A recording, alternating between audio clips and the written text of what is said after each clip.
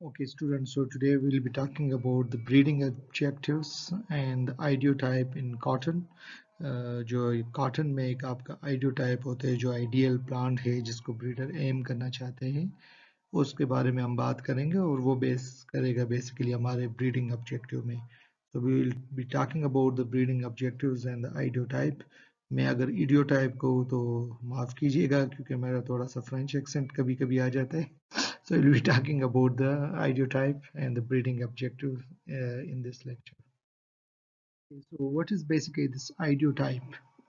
This is basically the plant type which is having the desirable characteristics, the desirable traits. यानी आपको plant में किसी भी species का किसी भी क्रॉप का वो टाइप जो आपके डिजायरेबल करेक्टरिस्टिक्स रखता है उसको आप आइडियोटाइप बोलते हैं. ठीक है. तो इट्स बेसिकली जो आपके पास उस प्लांट स्पीशीज में कई वेरिएशन होगी, कोई लंबा प्लांट होगा, कोई ड्वार्फ प्लांट होगा, कोई ग्रीन होगा, कोई ज़्यादा यील्डिंग होगा, कोई लो यील्डिंग होगा, कोई ससेप्टेबल होगा, कोई रेजिस्टेंट होगा. ठीक है. तो उसमें से वो वेरिएंट जिसमें आपके डिजायरेबल वेरिएशन हो यानी जिसमें आपके पास डिजायरेबल ट्रेड्स हो. ठीक है. तो वो आपका आइडियोटाइप है, the variant of a plant species जो कि ब्रीडर जिसको एम करते हैं, जो कि ब्रीडर जिसको डिजायर करते हैं based on a particular idea. ठीक है. So it's based on that particular idea that you want that particular variant of the plant species of the crop species. ठीक है. And this is the ultimate aim for the breeder, agriculturist and farmer. यानी हम जो है जो genetic improvement करते हैं, जो modifications करते हैं, we want to have to reach that particular type of the plant. ठीक है, the ideotype. नो. जो आइडियोटाइप है यानी डिजायरेबल प्लांट या वो स्पेसिफिक प्लांट टाइप वो कैसे डिसाइड होगा? वो बेसिकली डिसाइड होगा based on a set of desirable traits. ठीक है. और वो डिजायरेबल ट्रेड्स बेसिकली ओरिएंट करते वो लिंक होते आपके ब्रीडिंग ऑब्जेक्टिव्स पे. यानी जो आपकी किसी भी जगह के लिए आपका आइडियोटाइप जो बना रहे होते हैं वो उस जगह के रिक्वायरमेंट्स और ज़रूरियात को कंसिडर करते हुए आप उसको अपना आइडियोटाइप करते हैं, डिफाइन करते हैं. नो, आपका जो आइडियोटाइप होता है बेसिकली वो शेप होता है, वो फॉर्म होता है जिसको आप अचीव करना चाहते हैं. सो बेसिकली आपके ब्रीडिंग ऑब्जेक्टिव्स डायरेक्टली डिफाइन करते हैं आपके आइडियोटाइप को और फिर उसके लिए आप ब्रीडिंग मेथड्स डिफरेंट यूज करते हैं. कॉटन में हम आगे इस पर भी बात करेंगे नेक्स्ट लेक्चर में कि डिफरेंट ब्रीडिंग मेथड्स यूज करते हैं, जेनेटिक इंप्रूवमेंट मेथड्स यूज करते हैं टू अचीव दैट गोल. ठीक है. नो, जो कॉटन में हमारे पास डिफरेंट जेनेटिक इम्प्रूवमेंट के ऑब्जेक्टिव्स हैं वो हमारे पास क्वालिटेटिव भी हो सकते हैं, क्वांटिटेटिव भी हो सकते हैं. इन द सेंस के हम जो है तो कुछ उसमें क्वांटिटेटिव वेरिएशन में से सेलेक्ट करते हैं, कुछ हमारे पास स्पेसिफिक क्वालिटी वाइज स्टेट्स होते हैं. तो उन बेसिस पे यानी उन ब्रीडिंग ऑब्जेक्टिव्स के बेसिस पे हम डिफाइन करते हैं अपना आइडियोटाइप. ठीक है. तो रिपीट में कर दो कि जो आपके पास जो मोस्ट डिजायरेबल करेक्टरिस्टिक होते हैं किसी भी प्लांट में वो आपका आइडियोटाइप होता है. यानी ये वो चीज़ है जिसको ब्रीडर्स एग्रीकल्चरिस्ट या फार्मर अचीव करना चाहते हैं. और ये आइडियोटाइप आप डिफाइन कैसे करते हैं? वो बेसिकली आप डिफाइन करते हैं based on a set of objectives. यानी जो आप चाहते हैं वो डिफाइन करते हैं कि आपका प्लांट इस तरह का होना चाहिए, वो आपका आइडियोटाइप होता है. ठीक है. और जो ब्रीडिंग ऑब्जेक्टिव्स आपके होते हैं वो क्वालिटेटिव हो सकते हैं, क्वांटिटेटिव हो सकते हैं. उससे आप अपना आइडियोटाइप डिफाइन करते हो और फिर आप डिफरेंट ब्रीडिंग मेथड्स यूज करते हैं उसको अचीव करने के लिए. So now next we will be talking about the ideotype in cotton and the breeding objectives in case of cotton. Talking about the objectives in cotton, in the case of cotton crop for the genetic improvement, जो सबसे पहले हम consider करते हैं वो overall yield को, cotton yield की हम बात करते हैं. पाकिस्तान में जो हमारे पास यील्ड है वो बहुत कम है. जैसे मैंने पहले लेक्चर्स में बताया था वर्ल्ड वाइड से जब आप इसको कंपेयर करते दिस इज क्वाइट लो. ठीक है. Like 700 to 850 kg per hectare जो कि बहुत कम है जब आप उसको वर्ल्ड वाइड स्टैंडर्ड के साथ कंपेयर करते हैं या जो जो एडवांस कंट्रीज है उधर के साथ इसको आप कंपेयर करते हैं. पाकिस्तान में मैक्सिमम यील्ड हमारा तकरीबन 1990s में, अर्ली 90s में ऑब्जर्व किया गया था और उसके बाद वो डिक्रीज हुआ है. यानी इस पे अगर आप देखें तो कुछ पे प्रीवियस लेक्चर्स में हम इस पे बात कर चुके हैं और उसको हम डिस्कस कर चुके हैं. उसमें जो हमारे पास ये यील्ड कम है इसमें दो मेन हम उसको रीजंस बताते हैं। जो हमारे वेराइटीज की पोटेंशियल है, एक तो पोटेंशियल कम है, ठीक है, और दूसरा है कि जो उसकी एग्जिस्टिंग पोटेंशियल है ना, जब आप उसको एग्रीकल्चर रिसर्च फार्म पे या आपको ज़्यादा केयर में रखते, तो उससे जो फार्मर ग्रो करते, फार्मर उससे कई गुना कम यील्ड लेते हैं। तो यानी ऑफ कोर्स आपके पास पोटेंशियल भी जेनेटिक इंप्रूवमेंट कर सकते हैं, दूसरी तरफ जो पोटेंशियल अवेलेबल है उसको अचीव करने के लिए आप क्रॉपिंग टेक्नोलॉजी और क्रॉप प्रोडक्शन मेजर्स को बेहतर बना सकते हैं।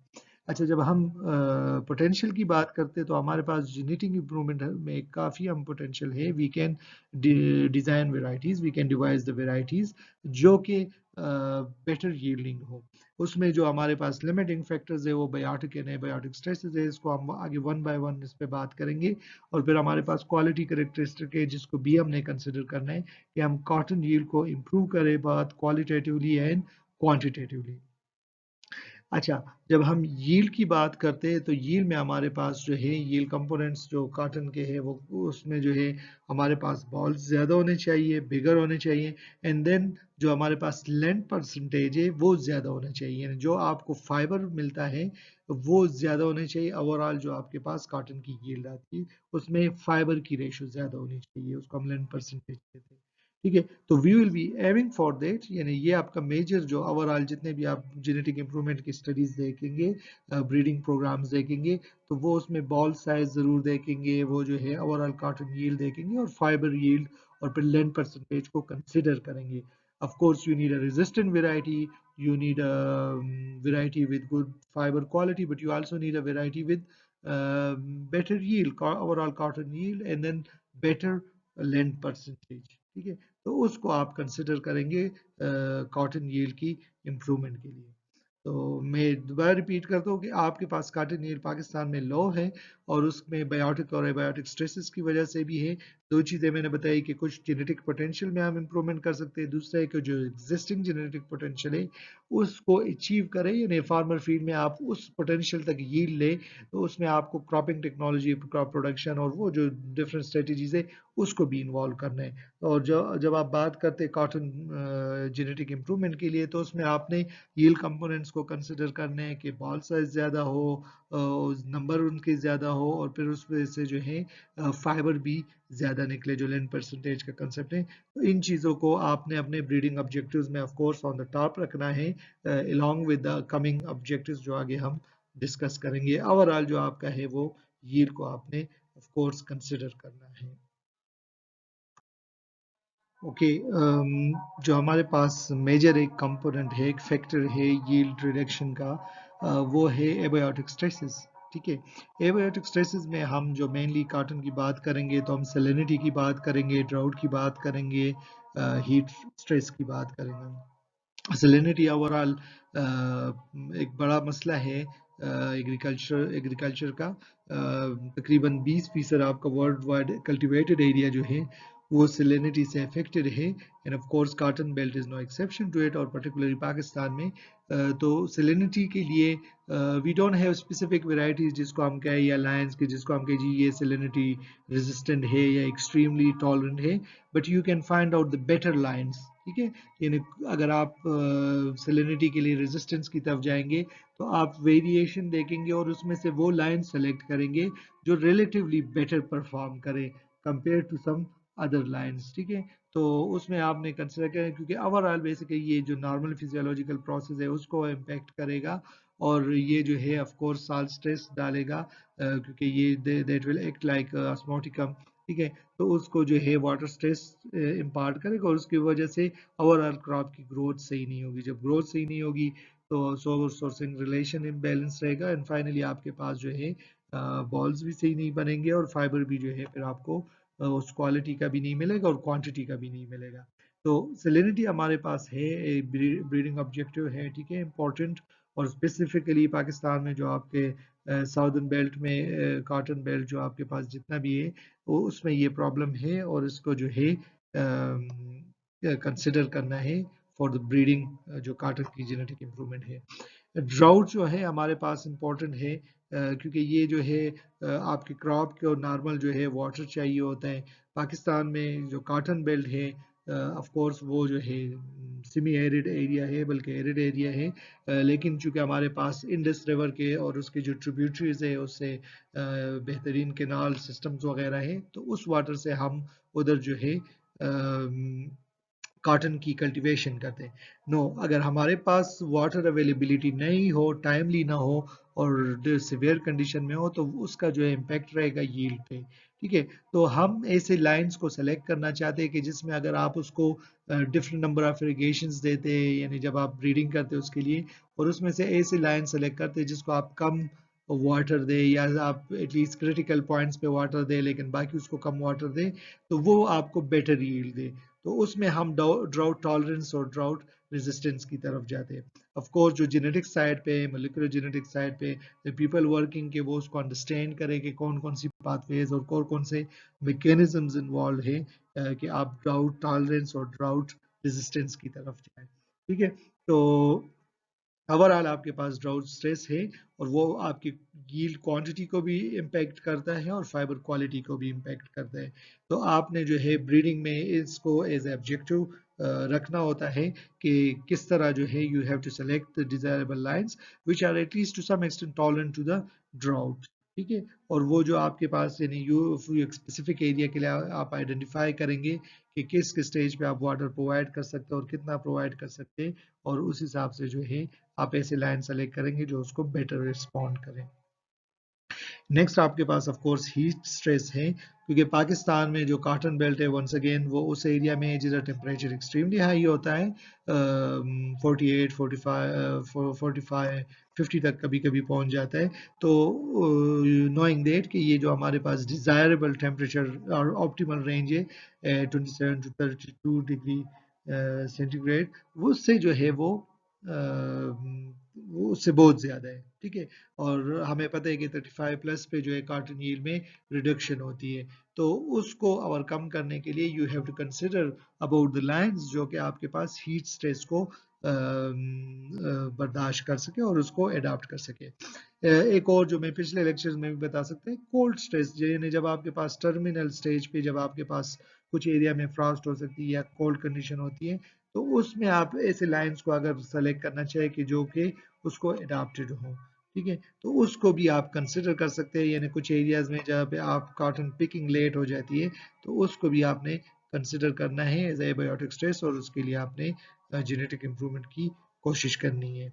तो ये जो ऑब्जेक्टिव्स है बेसिकली वो डिपेंड करते हैं कि आप किस जगह के लिए स्पेसिफिकली ब्रीडिंग कर रहे हैं और जेनेटिक इंप्रूवमेंट किस जगह पे स्पेसिफिकली ला रहे हैं। तो you will have to look into the local conditions and then devise your breeding objectives and go for it accordingly.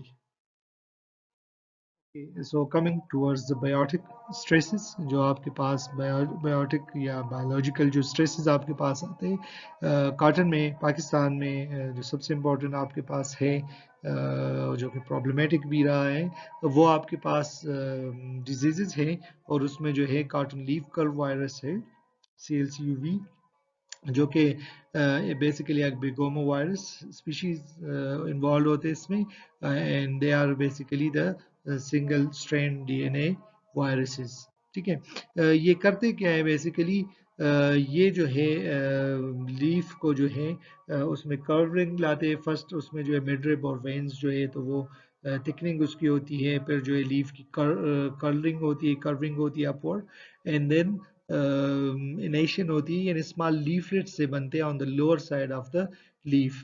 तो ये बेसिकली प्लांट की ग्रोथ को कम्प्लीटली स्टंटेड कर देते हैं, और फिर जो है आपके पास बॉल फॉर्मेशन और वो इफेक्ट होती है। पाकिस्तान में जो है it was first reported in 1967-68. It was reported there, and then it became economically important in 1987-88 after 10 years. And then in 1990s they caused huge losses, devastating losses, up to 30 to 40%. इसने जो है पाकिस्तान में losses create किए, and then it reappeared as a new variant of the virus appeared, जिसको बुरे वाला strain कहते हैं, इन 2002-2003, जिसके अगेंस्ट यानी जो वेराइटीज ब्रीडिंग कर रहे थे, तो majority of the varieties and candidate lines जो है वो इसको ससेप्टेबल थे, स्ट्रेन को, बुरे वाला स्ट्रेन को। ठीक है, तो यू कैन सी कि चूंकि it's a virus and of course it's evolving तो आप अगर रेजिस्टेंट भी डेवलप करते हैं, so the pathogen has the capacity कि वो उसके अगेंस्ट विरुलेंस एक्वायर करे और वो रेजिस्टेंट इनइफेक्टिव रहे। तो this is an important disease, और उसके लिए जो है आपने ब्रीडिंग में you have to consider it. आपने ऐसे सोर्सेज आइडेंटिफाई करने कि जिसमें रेजिस्टेंस हो, और उसको जो है आप एक्सप्लॉइट करें और फिर वेराइटीज बनाएं और उसको डिप्लॉय करें at the field level, right. ये जो डिजीज है ये बेसिकली इंसेक्ट वेक्टर के थ्रू जो है ये स्प्रेड होती है, और वो है बेसिकली वाइट फ्लाई बेबिसिया टिबेसी, जिसको आप सफ़ेद मक्खी बोलते हैं। तो ये बेसिकली आपके जो है काज करती है, इस डिजीज को स्प्रेड करती है। ऑफ कोर्स वो खुद इटसेल्फ भी एक इंसेक्ट पेस्ट है, लेकिन it's also a vector for the diseases. Symptom का ऑलरेडी मैंने बताया कि ये जो है इसमें मिडरिब वगैरह जो है वेन्स जो है तो वो थिक होती है, फिर उसके बाद जो है लीफ जो है कर्व होना शुरू हो जाता है, और फाइनली आपके पास एक्सट्रीम केसेस में लोअर लीफ पे जो है नेशंस होती है, स्मॉल लीफलेट से बनते हैं। इसका इम्पैक्ट ये होता है कि प्लांट का फोटोसिंथेटिक एरिया जो है डिस्टर्ब होता है, कम हो जाता है, ग्रोथ उसकी स्टंटेड रहती है, नोड्स जो है तो बीड लाइक हो जाते हैं, और बॉल्स जो है या फॉर्म ही नहीं होते या बहुत कम होते हैं और बहुत कमज़ोर होते हैं। इन सम केसेस वो ओपन ही नहीं होते, अगर थोड़े बहुत बन भी जाते हैं। तो you can see here the pictures जो मैंने डिफरेंट पब्लिकेशन से लिए हुए हैं, तो यू कैन सी कि किस तरह उसके सिम्टम होते हैं, और लोअर फिगर में आप देख सकते हैं कि हेल्दी प्लांट और एक इन्फेक्टेड प्लांट। ठीक है, तो कॉटन लीफ कर्व वायरस जो है एक इम्पॉर्टेंट डिजीज है, और पाकिस्तान में पर्टिकुलरली पास्ट में फर्स्ट 67-68 में ये अपेयर हुआ था, और लेटर ऑन जो है तो इसने 87-88 में इकोनॉमिक डैमेजेस किए थे। ये इंसेक्ट जो है वाइट फ्लाई के जरिए जो है तो ये स्प्रेड होता है, और इसका जो इम्पेक्ट आप पे ये कि उसकी ग्रोथ को कमज़ोर बनाता है, और फाइनली आपके पास बेसिकली बॉल्स बनते ही नहीं है या जो है बहुत कमज़ोर होते हैं। So it's an important disease, और ब्रीडिंग ऑब्जेक्टिव में ये जो है one of the important breeding objective in cotton breeding, for cotton breeding in Pakistan. Okay, apart from cotton leaf curve virus, आपके पास जो है डिफरेंट और डिजीजेस भी हैं, जिसमें बैक्टीरियल ब्लाइट है, ज़ेंथोमोनास कैम्पेस्ट्रिस जो पेटोवर उसका मालवेसेरियम है, वो काज करता है। और इसको जो है आप सिम्टम देख सकते हैं कि ये एंगुलर टाइप के जो है लेजन्स बनाते हैं। शुरू में आपको वाटर सोकिंग लेजन बनते नज़र आते हैं, टिश्यू में जैसे वाटर सोक्ड हुआ होता है उस तरह नज़र आएगा। फिर लेटर ऑन जो है जब सिवियरिटी बढ़ेगी तो आपको एंगुलर लेजन्स नज़र आएंगे, और फाइनली वो लेजन्स जो है डार्क कलर में होके बिल्कुल ब्लैक इन हो जाएंगे। तो ये जो है बैक्टीरियल ब्लाइट के सिम्टम्स है, और ये भी जो है it's a problem for the cotton production. इसमें जो है कुछ रेजिस्टेंट सोर्सेज जो है, I was just looking in the literature, कुछ इंडियन लाइंस लाइक पी10 जो है वो शो किया गया कि उसमें रेजिस्टेंस है। नॉर्मली आप जब डिजीजेस पे काम करते हैं तो आप series of set of lines उसको जो है वो उस डिजीज को एक्सपोज करते हैं, या आप आर्टिफिशियल इनोकुलेशन करते हैं। ठीक है, यानी आप डिजीज को कल्चर करके, पैथोजन को कल्चर करके उन लाइंस पे अप्लाई करते हैं, प्रोवाइडिंग द डिजायरेबल कंडीशंस। ठीक है, और या उसको ऐसी जगह पे ग्रो करते हैं जिधर आपको पता है कि नेचुरली इन्वायरमेंट भी फेवरेबल है और डिजीज भी उस जगह पे प्रेजेंट है, तो आप नेचुरल इनाकुलम को इसको एक्सपोज करते हैं, उसमें कोई स्प्रेडर वगैरह यूज करते हैं, और उसमें जो है फिर देखते हैं कि कौन से रेजिस्टेंट है कौन से ससेप्टेबल है। आप अपने रेजिस्टेंट लाइंस को आइडेंटिफाई करते हैं, और उसको जो है उसमें और भी डिजायरेबल ट्रेड्स है तो आप उसको आगे लेके जाते हैं फॉर वैरायटी डेवलपमेंट। या अगर उसमें बाकी ट्रेड्स काम के नहीं है तो फिर आप वो वाले रेजिस्टेंट जीन जो है वो ट्रांसफर करते हैं अपने डिजायरेबल वैरायटी में, या आप जो क्रॉसिंग करते हैं हाइब्रिडाइजेशन वगैरह की तरफ जाते हैं। इसको नेक्स्ट लेक्चर में मैं ये ब्रीडिंग मेथड्स में इसको मजीद एक्सप्लेन करूंगा, but this is how you go for genetic improvement for disease resistance. ठीक है, इसके अलावा वर्टिसिलियम वेल्ट आपके पास है, जो कि आपको इस पिक्चर में उसके भी सिम्टम्स बताए गए हैं। उसको भी जो है ये भी एक प्रॉब्लम है, और कुछ lines like like this Mexican line नर्बुसम जो है ये as a donor resistant donor के तौर पे इसको यूटिलाइज किया जाता है। तो these are some of the diseases. इसके अलावा भी कुछ है, सीडिंग रॉड, फ्यूजेरियम विल्ट, जब आप कॉटन पे काम करेंगे तो यू विल नो, जब आप इंटरेक्ट करेंगे फार्मर्स के साथ और डिफरेंट रिसर्च इंस्टीट्यूट के साथ, यू विल नो कि डिफरेंट डिजीजेस वो इंपॉर्टेंट प्रॉब्लम होते हैं और उस हिसाब से आपने अपने ब्रीडिंग ऑब्जेक्टिव डिवाइस करने। कभी कभी ऐसे भी होता है कि कुछ जगहों पे कुछ डिजीजेस प्रॉब्लम होते हैं, कभी ऐसे होता है कि टाइम वाइज वो रिलेटिव इंपॉर्टेंस उसकी डिफरेंट होती है। ठीक है, so you need to know about the status of different diseases, the prevalence of different diseases, और उसी accordingly जो है आपने फिर अपने breeding objectives devise करने हैं। Okay, coming towards the insect pest, ये भी बायोटिक स्ट्रेस में आते हैं। तो इंसेक्ट्स में आपके पास जो सबसे इम्पोर्टेंट है वो बॉल वर्म्स है, डिफरेंट टाइप्स के। इसमें पिंक बॉल वर्म है जो कि पिक्टिनोफोरा गुसिपेलिया से, वो उसका टेक्निकल नेम है, इंसेक्ट का नाम है, जो कि अटैक करता है कॉटन को and it's causing like 30 to 50% losses. तो ये गुलाबी सुंडी जिसको आप बोलते हैं, ये है। फिर आपके पास वाइट फ्लाई है बेमिसेटिबेसी, जिसका मैंने आपको बताया कि वो बेसिकली डिजीज को भी स्प्रेड करता है। आपके पास एफिड्स है, जेसिड्स है, जो कि आपके कॉटन के क्रॉप को इम्पेक्ट करते हैं। नॉर्मली जो हमारे जितने भी कॉटन ग्रोइंग एरियाज हैं उसमें बहुत ज़्यादा इंसेक्टिसाइड्स यूज़ करते हैं इसको कंट्रोल करने के लिए, but if you can find some resistant mechanism तो दैट विल बी यूजफुल।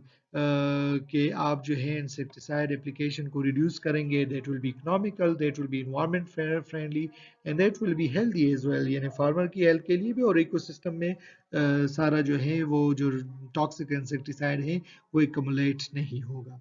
ठीक है, डायरेक्ट ब्रीडिंग इसके लिए कोई डायरेक्ट रेजिस्टेंस इसका कोई खास आइडेंटिफाई नहीं है इंसेक्ट्स के लिए, सिवाय ये कि हम इनडायरेक्टली डिफरेंट प्लांट करेक्टरिस्टिक्स को सेलेक्ट करते हैं, उसके बेसिस पे सिलेक्शन करते हैं, ताकि हम जो है ऐसे प्लांट्स आइडेंटिफाई करें जिसपे इंसेक्ट्स का अटैक कम हो।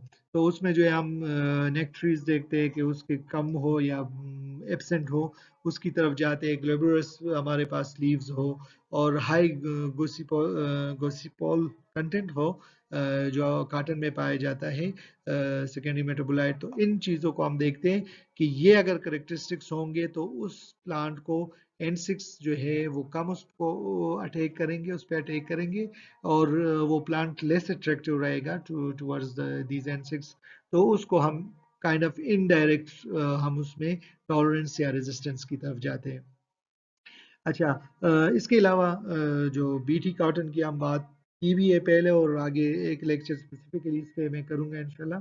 तो उसमें हम specifically will be talking about the BT cotton, जिसमें ऐसे हमारे पास मैकेनिज्म है कि वो इंसेक्ट्स को जो है रेजिस्टेंट होता है और वो इंसेक्ट अगर उसको खाएंगे कंज्यूम करेंगे तो they will be the toxin और उसकी वजह से जो है वो इंसेक्ट खत्म हो जाएंगे, खिल हो जाएंगे। तो you have that mechanism as well. तो N6 का मैंने कुछ का नाम इधर लिख दिए, लिस्ट किए, बाकी of course there are others. आपके पास कॉटन बॉल वर्म्स है जिसमें पिंक बॉल वर्म भी है, वाइट फ्लाई है, एफिड्स है, जेसिड्स है। ये N6 है, कुछ इसमें से जो है डायरेक्ट डैमेज काज करते हैं, कुछ जैसे वाइट फ्लाई वो जो है डिजीजेस को भी ट्रांसफर करते हैं, उसके वेक्टर के तौर पे काम करते हैं। तो इसके लिए रेजिस्टेंट आप कोशिश करते हैं कि ऐसे प्लांट सेलेक्ट करें जिसपे कम इंसेक्ट अटैक हो। और जैसे मैंने कहा कि डायरेक्ट हमारे पास स्पेसिफिक कोई रेजिस्टेंस मैकेनिज्म तो नहीं है, लेकिन ये कि हम इनडायरेक्ट सिलेक्शन करते हैं फॉर एब्सेंस ऑफ नेक्ट्रीज, ग्लोबरस लीव्स और हाई गोसिपोल कंटेंट। और फिर उसमें हमने बीटी गार्डन की बात की कि वो जो है एक मैकेनिज्म है जिसके जरिए आप इंसेक्ट्स को कंट्रोल कर सकते हैं। हमारा एम ये है कि अगर हम जेनेटिक रेजिस्टेंस की तरफ या टॉलरेंस की तरफ जाए तो उसका फ़ायदा ये होगा कि इंसेक्टिसाइड जो उसकी एप्लीकेशन है वो कम होगा and that will be economical, environment friendly and healthy. Okay, so talking about fiber traits, जो कॉटन फाइबर के लिए जो हमारे ब्रीडिंग ऑब्जेक्टिव्स होते हैं, चूँकि कॉटन मेनली हम एज अ फाइबर क्रॉप उसको कल्टीवेट करते हैं, तो फाइबर्स से रिलेटेड ट्रेट्स जो है वो हमारे मेजर ऑब्जेक्टिव्स होते हैं। तो हम उसको जो है इम्प्रूवमेंट की तरफ जाते हैं और उसके लिए हम डिफरेंट ब्रीडिंग मेथड्स यूज करते हैं, डिफरेंट जर्मप्लाज्म को एक्सप्लॉइट करते हैं। जैसे मैंने पहले बताया कि गोसिपियम आर्बोरियम जो है और पाकिस्तानी कंडीशन को अडॉप्टेड था और इधर यूज होता था, जो कि रिप्लेस हुआ गुसिपम सूटम पे लेटर ऑन। ठीक है, तो जो आर्बोरियम है उसमें आपके पास स्टेपल लेंथ जो फाइबर की है वो बहुत कम है कंपेयर टू सूटम और बारबेडेंस। तो आप उनकी क्रॉसिंग करके जो है आप वेरिएशन क्रिएट कर सकते हैं, और उस सेग्रीगेटिंग पॉपुलेशन में से जो है फिर आप अपने डिजायरेबल प्लांट सेलेक्ट कर सकते हैं जिसमें अडेप्टेबिलिटी हो या अदर ट्रेड्स हो गुसिपियम आर्बोरियम के, और आपके पास ऐसे ट्रेड्स हो गुड को फाइबर क्वालिटी के जो गुसिपियम आर्बोरियम या बारबेडेंस में है। ठीक है, तो you have to consider it in your breeding program to define your ideotype and then go for breeding objectives. अच्छा, जो आपके पास फाइबर ट्रेड्स में जो हम कंसिडर करते हैं वो फाइबर लेंथ है, यूनिफॉर्मिटी है फाइबर लेंथ में, यानी डिफरेंट जो आपके पास है फाइबर जो उससे लेते हैं ओवरऑल उसकी लेंथ में यूनिफॉर्मिटी होनी चाहिए। फाइबर वॉल की थिकनेस है जो जो उसके मेच्योरिटी को रिफ्लेक्ट करता है, उसकी स्ट्रेंथ है फाइबर की, and then the fineness of the fibre. तो इन ट्रेड्स को हम कंसिडर करते हैं और ये हमारे ब्रीडिंग प्रोग्राम्स का एक इम्पॉर्टेंट ऑब्जेक्टिव होता है कि जो हम लाइंस सेलेक्ट करते हैं हाई यील्डिंग है, रेजिस्टेंट है, टॉलरेंट टू साल्ट है या ड्राउट है, but we have to consider कि उसकी फाइबर की क्वालिटी कैसी है और फाइबर उसका कैसे है, तो उसमें हम इसको कंसिडर करते हैं। ओके, जब फाइबर की हम बात करते हैं, फाइबर क्वालिटी की हम बात करते हैं, तो उसमें हम जो है देखते हैं कि फाइबर की लेंथ क्या है।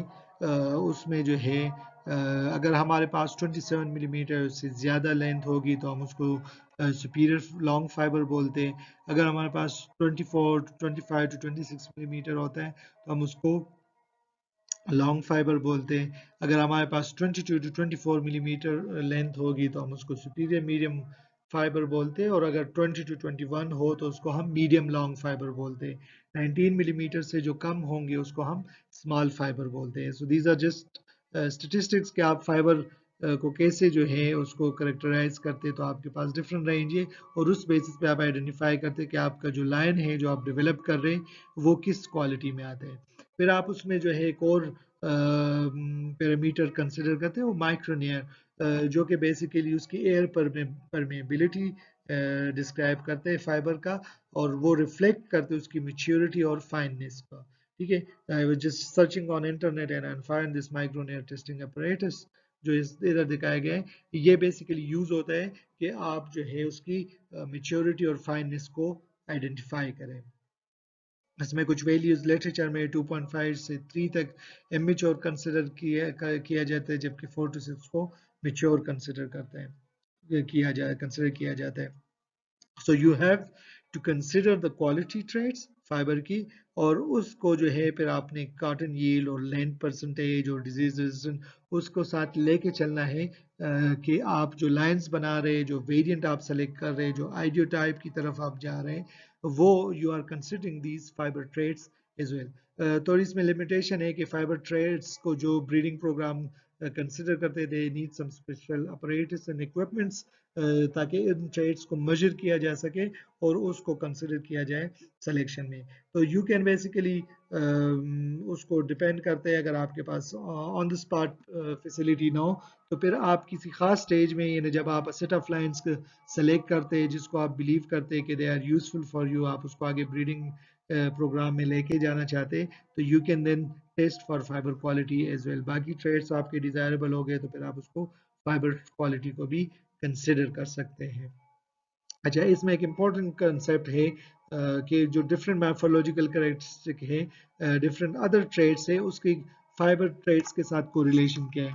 तो इसमें डिफरेंट स्टडीज डिफरेंट उसके हैं कि कुछ केसेस में आपके पास जो फाइबर लेंथ है, फाइननेस है, स्ट्रेंथ है, sometime it could be positively correlated with the yield and other traits, and sometime it could be negatively correlated। तो आपने बेसिकली वो लाइन सेलेक्ट करने हैं कि आपके पास फाइबर ट्रेड्स भी अच्छे हो लेकिन आपके पास यील्ड भी अच्छी हो, और आपके पास जो है तो रेजिस्टेंस और टॉलरेंस भी हो बायोटिक एंड एबायोटिक स्ट्रेसेस को। So you have to consider it while identifying the correlation. ठीक है, तो आप जब ब्रीडिंग लाइंस को सेलेक्ट करेंगे तो आपने उसकी मॉर्फोलॉजिकल फाइबर ट्रेड्स की मॉर्फोलॉजिकल ट्रेड्स के साथ एसोसिएशन और कोरिलेशन को भी आपने सेलेक्ट करना है। ओके, इसके अलावा डिफरेंट ब्रीडिंग प्रोग्राम्स के डिफरेंट ऑब्जेक्टिव्स होते हैं, जो एक इम्पॉर्टेंट नॉर्मल ब्रीडिंग ऑब्जेक्टिव से हम उसको कभी कभी इग्नोर कर देते हैं।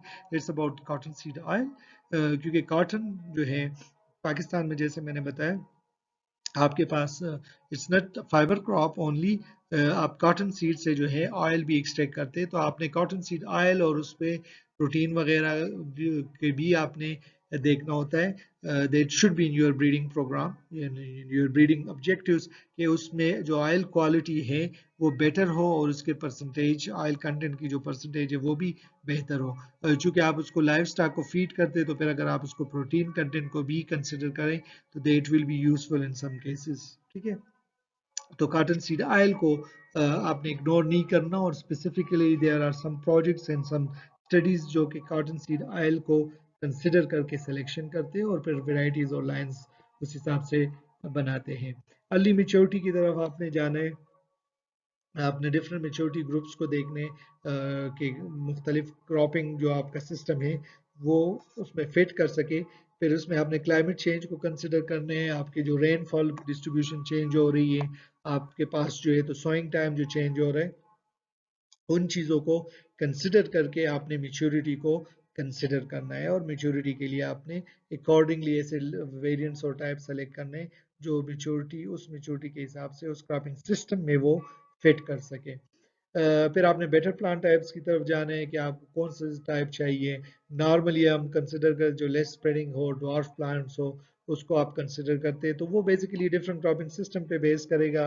आप मैकेनाइज्ड फार्मिंग कर रहे हैं, आप उसमें जो है मैनुअल हैंड प्लकिंग उसमें ज़्यादा है, तो उस हिसाब से आपने प्लांट टाइप को सेलेक्ट करना है। फिर आपने, जैसे मैंने कहा, क्लाइमेट चेंज के सिनारियो में देखने, जो हमारा मेनली जो कॉटन बेल्ट है वो इंडस रिवर और उसकी ट्रिब्यूटरीज पे डिपेंडेंट है, तो उस हिसाब से आपने वाटर अवेलेबिलिटी को कंसिडर करके अपने क्रॉपिंग सिस्टम के मुताबिक लाइन सेलेक्ट करने हैं कि वो उसमें इजीली फिट कर सके। फिर जो है जो मैंने पिछले कुछ लेक्चर्स में इस पे बात की थी कि आपके पास कुछ एरिया जिधर कॉटन नहीं ग्रो होता, लिहाजा उधर कॉटन के पेस्ट भी नहीं है, तो अगर उस एरियाज के लिए आप लाइंस बनाएं और सेलेक्ट कर सके तो आप ऑर्गेनिक कॉटन की तरफ जा सकते हैं, क्योंकि उधर आपको पेस्टिसाइड वगैरह कम यूज करने पड़ेंगे। तो जैसे मैंने उसमें कहा था, डीआई खान आपके पास मर्दान केपी में और बलोचिस्तान में आपके पास कुछ एरियाज हैं जिसमें आप कॉटन को ग्रो कर सकें।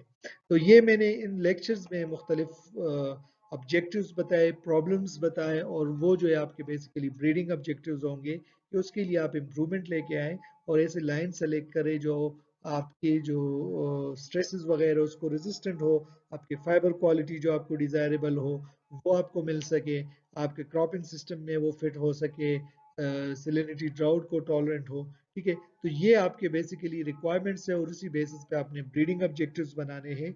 और कुछ मैंने मेजर्स बताए, कुछ मैंने फिर आपको इनडायरेक्टली उसमें मेच्योरिटी ग्रुप्स की बात की, हमने कॉटन सीड ऑयल की बात की है, प्लांट टाइप्स की बात की है, और फिर ऑर्गेनिक कॉटन की भी हमने बात की कि उससे रिलेटेड आप अपने ऑब्जेक्टिव डिफाइन करते और उस हिसाब से फिर आप जर्मप्लाज्म सेलेक्ट करेंगे, क्योंकि आपका ऑब्जेक्टिव के हिसाब से आपने जर्मप्लाज्म सेलेक्ट करने हैं फॉर जेनेटिक इंप्रूवमेंट।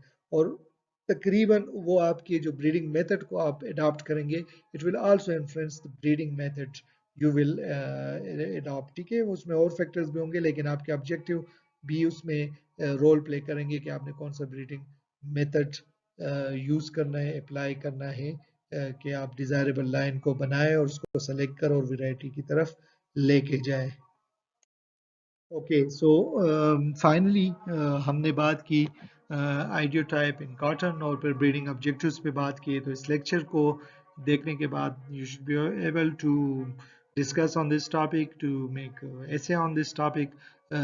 कुछ मैंने क्वेश्चंस या कमेंट्स इधर स्टेटमेंट्स लिखी हैं, should be able to make a discussion on it, like major cotton breeding के ऑब्जेक्टिव्स क्या होने चाहिए, आपके पास कॉटन में बायोटिक स्ट्रेसेस कौन कौन से, डिजीजेस कौन से, इंसेक्ट पेस्ट कौन से, किस तरह आप उसको आंसर करेंगे, जेनेटिक इंप्रूवमेंट उसके लिए कैसे लाएंगे। फिर आपके पास फाइबर क्वालिटी ट्रेड्स कौन कौन से हैं और उसकी जेनेटिक इंप्रूवमेंट आप कैसे करेंगे, डिफरेंट ट्रेड्स के साथ, मॉर्फोलॉजिकल ट्रेड्स के साथ उनकी एसोसिएशन क्या है, उस पर आप डिस्कशन कर सकें। और जो आपके पास नॉन जो कन्वेंशनल ऑब्जेक्टिव्स है जिसमें आपके पास ऑर्गेनिक कॉटन वगैरह है, उसके लिए आप ब्रीडिंग कैसे करेंगे और क्या मतलब है उसका कि आप ऑर्गेनिक कॉटन के लिए जेनेटिक इम्प्रूवमेंट करें, तो इस पे आप एबल होने चाहिए कि आप इस पे डिस्कशन कर सकें।